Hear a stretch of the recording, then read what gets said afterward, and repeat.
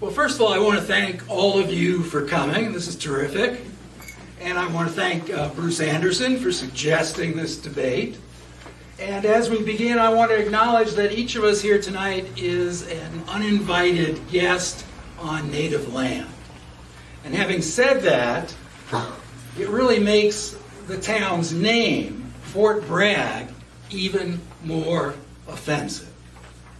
It's kind of a double whammy here. We have the problem of the fort, and we have the problem of Bragg. And I want to talk about both of them. Bruce Anderson wrote in the AVA, and I quote, "Stop the next 10 Fort Braggers you see on the street and ask them who Braxton Bragg was. No one will know or care." End quote. What an indictment of us to think that we would not know for whom this town, our town, is named, and even more so to say that we are so incurious that we don't even care. Now, I believe that we do care. The problem that I've discovered is that over the years, people in Fort Bragg have been telling themselves certain myths about this town and repeating these myths and believing these myths. And in terms of Braxton Bragg, I want to concentrate on 4 of those myths. I'm sure you know these. Number 1, the myth that Braxton Bragg did not own slaves. Maybe his wife did. Second myth, he was not a white supremacist. Third myth, he did not favor secession. And fourth myth, and most importantly perhaps, our city was named before the Civil War when Braxton Bragg was still a hero. You've heard all these myths before, haven't you? They are each and every one false. Braxton Bragg owned enslaved people all of his life. He was born into a slave-owning family in North Carolina. When he went off to West Point Academy at the age of 16, it is likely that an enslaved man went with him to serve him. When he entered the United States Army as a first lieutenant, we know an enslaved man went with him to serve him. When he mustered out of the Army in 1856, he moved to Louisiana and married a woman there and purchased a 1,600-acre sugar plantation and 105 enslaved men, women, and children. While it is true that he might have used his wife's money to make those purchases, the plantation and the enslaved people on it were titled in his name only. On his plantation, he became one of the richest men in Louisiana on the sweat and misery of the enslaved people who worked 12 to 18 hours a day, 6.5 days a week, every week of the year, including children as young as 10 years old. We tell ourselves the myth that Bragg was not a white supremacist. In fact, he wrote in a letter, and I quote, "Slavery is just and necessary. We have a large class of our population in subordination. Give me well-disciplined masters, and we shall never hear of insurrections." What is a well-disciplined master?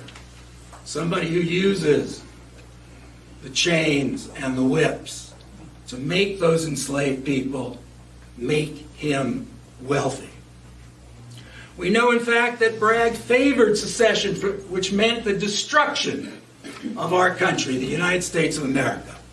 He wrote, quote, The Union is already gone.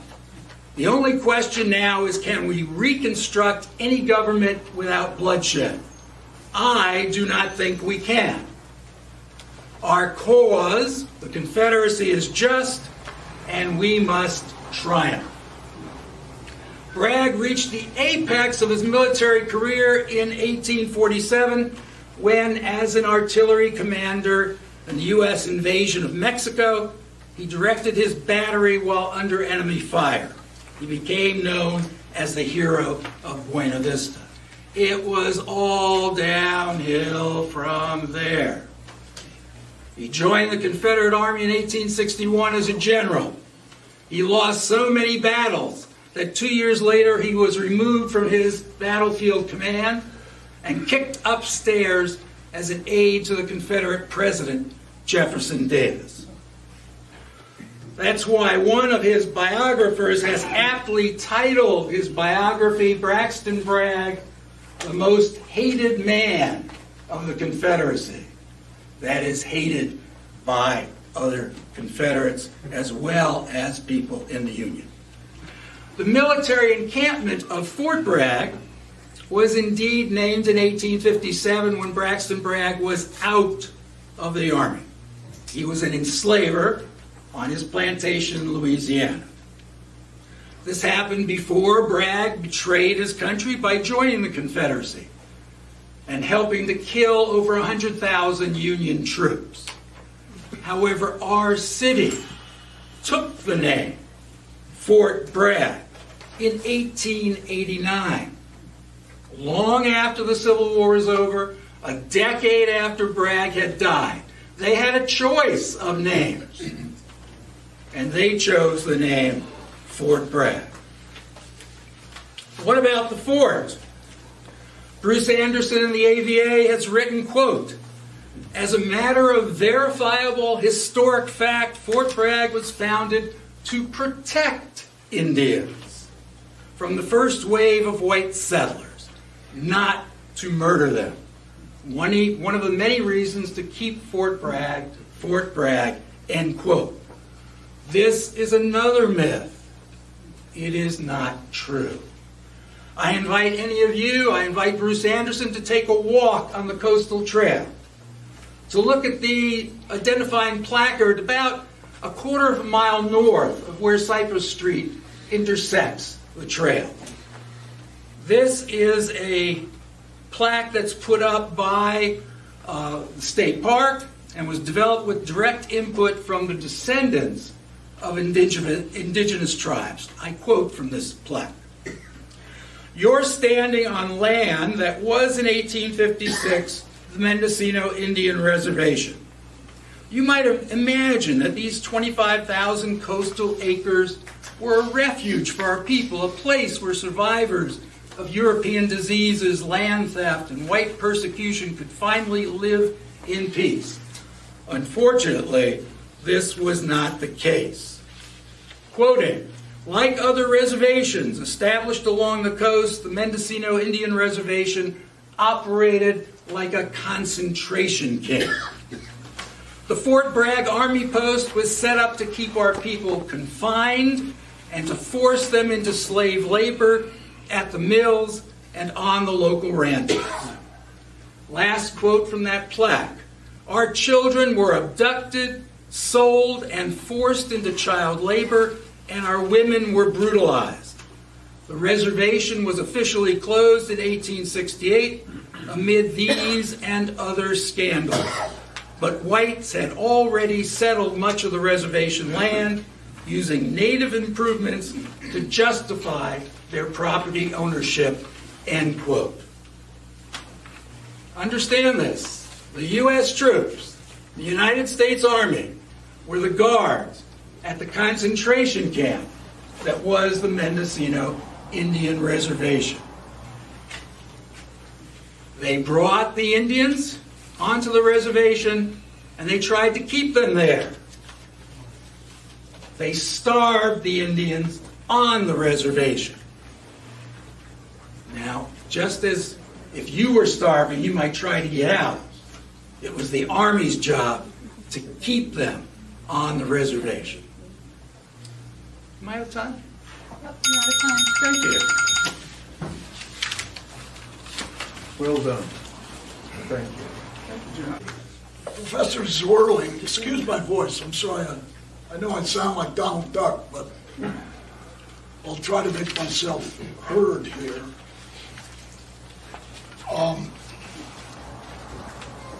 want to say, first off, the professor cited a lot of dubious history here. The historical record in Mendocino County is pretty fuzzy. It's pretty hazy. It relies on a few diaries and a few, maybe 2 books that I can think of that are reliable. Inland Mendocino, not Fort Bragg, was where the bulk of the atrocities took place. I'm not here to defend Braxton Bragg, and I think it's very odd to get so indignant about a man who lived 150 years ago. It's a gimme. Slavery was bad. I don't think anybody's going to argue that it was good. The serial slaughters of Native Americans was bad. But on the dubious foundings of our country, the bloody foundings of our country, we emerged intact as a republic and have ceaselessly made amends or attempted to make amends. I think we shouldn't embrace our history, but we should at least recognize it for what it is. So all over the country at this highly politicized time, we have people trying to edit history, cancel history, adjust history to suit current political fashions. And I think this is one case. The naming of Fort Bragg was almost an accident. You had a subordinate military man, a lieutenant, to ingratiate himself with his superior, I'm sure, having been in the military and know how it works, to ingratiate himself with his superior. We've got 20 guys, we've got a platoon, not even a platoon of soldiers in this place way to hell and gone up the coast. I'll name it Fort Bragg. That'll win me some points with my commanding officer, Mr. Bragg. So the naming of the town is basically an accident. It's almost farcical.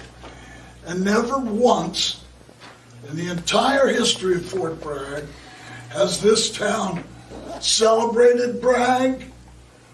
There's no annual parades down Main Street with people dressed up in Klan outfits. Braxton Bragg, what a guy. Boy, are we lucky to have a town named after him. So here we are, 60, 70 years later, we have this debate, which I think is very foolish. I think it's also very foolish to get all indignant about a consensus bad man who lived so long ago.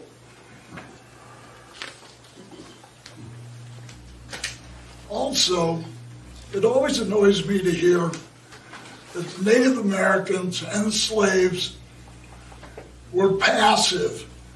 They were just this amorphous mass of people who were just sitting around waiting to be brutalized. There were hundreds, thousands of slave revolts. The Indians fought back as best they could without guns or horses, and they put up a pretty good resistance. But we happen to live in a state or a state government. Does that mean 5 minutes? 5 minutes. Means 5 fingers. We live in a state that hired killers to eliminate Indians in the Eel River Basin. That didn't happen here. The Army presence on the Mendocino coast was more or less benign. There were hundreds of syphilitic wanderers who came into this area, and it was a constant job of the Army to beat these people back and to keep some order and to keep them from preying on Indians. The Army was not here to murder Indians. The Mendocino Reservation was fairly successful initially and was successful for several years. But crooked administration, lots of other problems. It was decided by the federal government, that the federal government making these decisions, not local people. The federal government decided to move Native Americans for their own protection inland to Cotalow. So I would say, don't change the name. Viva Fort Bragg. Long live Fort Bragg as Fort Bragg.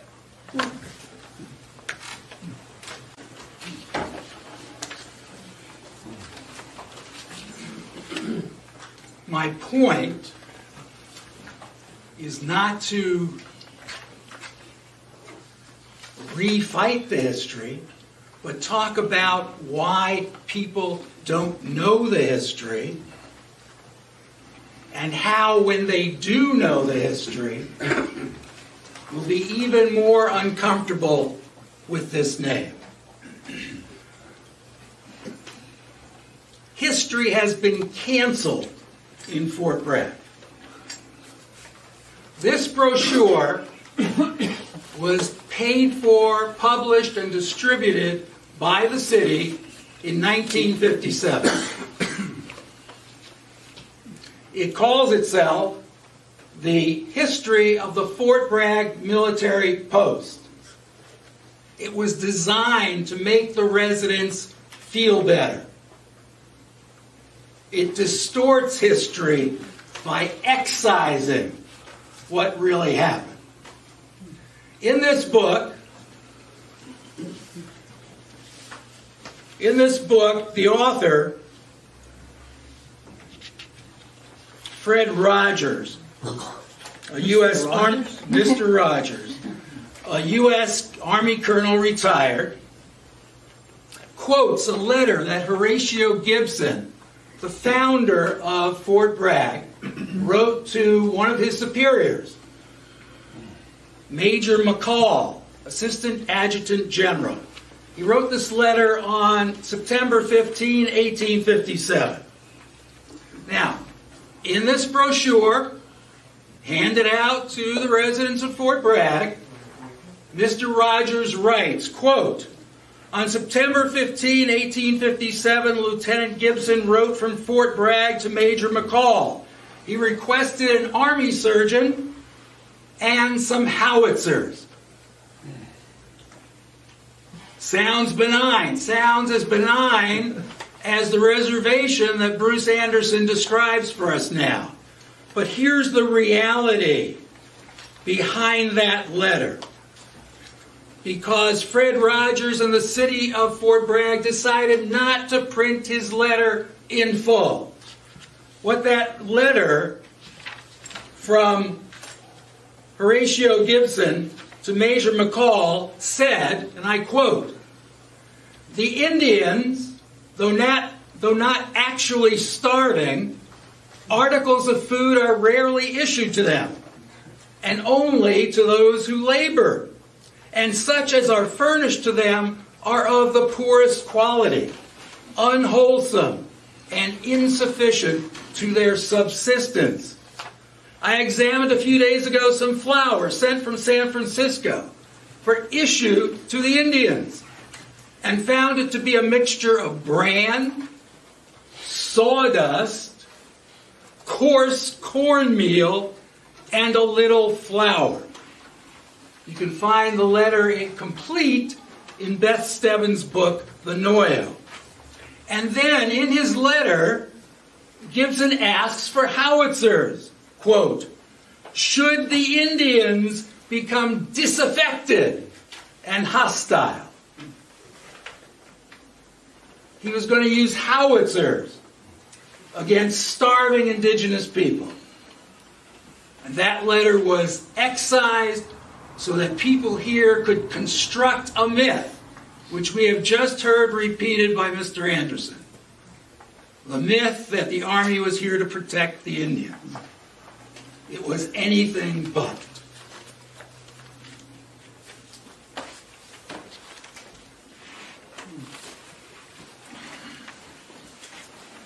The Army was here to protect the Indians. The Army didn't come up here to kill Indians.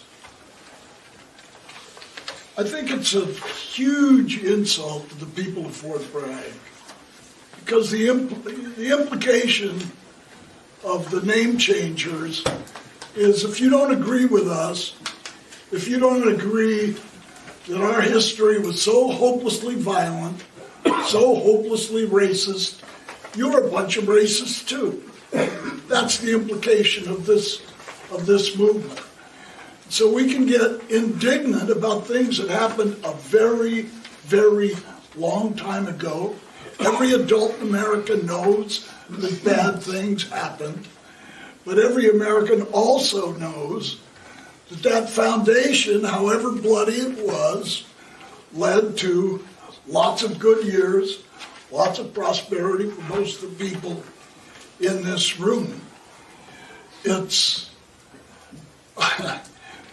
for the professor to just stand up here and recite whole nuggets of history from way back that we all know is silly. It's almost as silly as trying to change the name of a town that many people love and honor and have grown up here, worked here, and never once in the entire history of the town honored Braxton Bragg or even recognized him. First of all, I want to thank you all for coming. I want to thank Bruce Anderson for coming all the way from Boonville, and really for giving us a hearing. Right. Thank you. It might seem strange to be listening to two old white guys talk about slavery and racism. But not if you think about it for a little bit. Other white men caused these problems. They were in the Army, they were enslavers, they were settlers, and now it's up to us to do something about it. I believe we are in the midst of a third civil rights movement.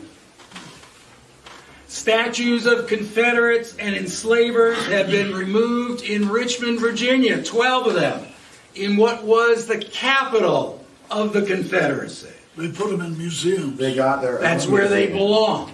That's exactly right. They belong in museums. What were the statues meant to do? Not to honor those people, to intimidate black people. The former schools are being renamed. Think of Hastings Law School nearby. Those 9 Army bases below the Mason-Dixon line have been renamed. We are now, think about it, we are now the only place in the country named Fort Bragg.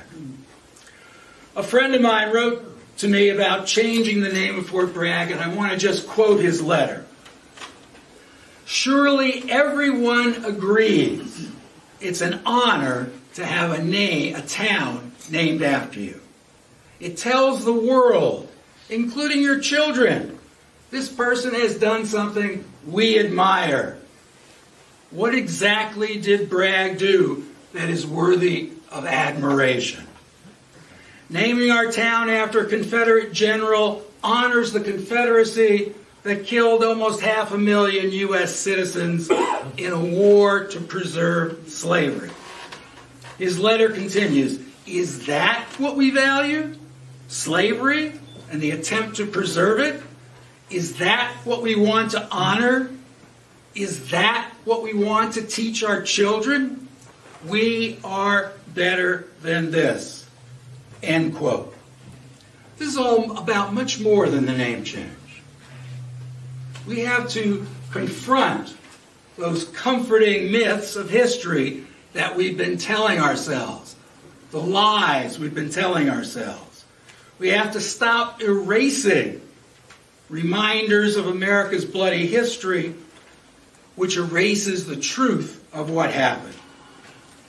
The aim now is to excavate the truth from under the lies that have been accrued and to listen to the voices of indigenous people who have been canceled in revisionist books written by white people.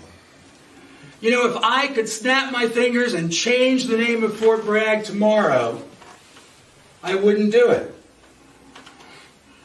Just changing the name of the city may do very little, unless it involves public education, a re-examination of our past, a changing of attitudes, and accompanied by other actions, like giving land back to indigenous people, better education about indigenous people in the Fort Bragg Unified School District, the construction of a cultural center.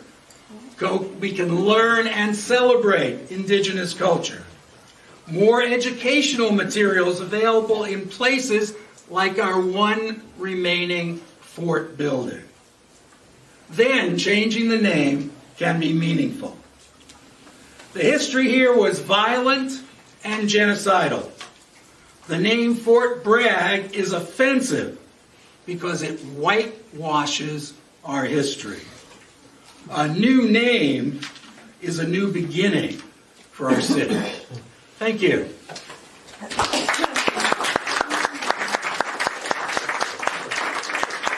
In the long, honorable history of Fort Bragg, Braxton Bragg has never once been commemorated or honored in any way. To erase the history of Fort Bragg by changing its name is not only silly, it's divisive, as the liberals like to say.